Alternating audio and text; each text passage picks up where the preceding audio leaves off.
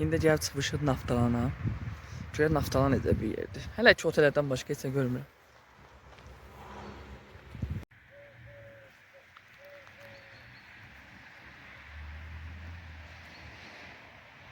Deməli, Naftalanda ən çox otellərdir. Ya müalicəvi. Burası Çınar oteldir. Həm maraqlı heç tapmıram. Görək nələr olacaq.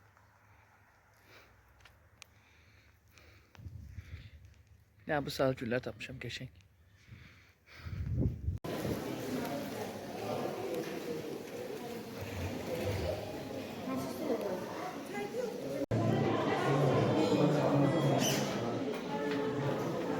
Tapışkıdan yatırıp çıkarım.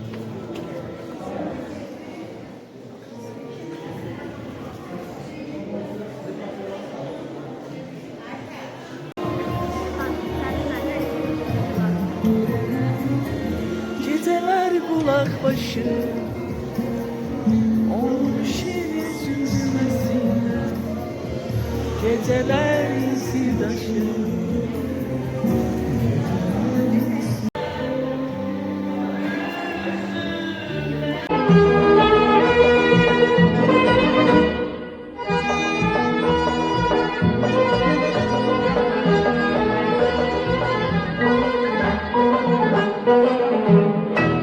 Yazın əvvəlində Gəncə çölündə, yazın əvvəlində Gəncə çölündə çıxıblar yenə də dizə.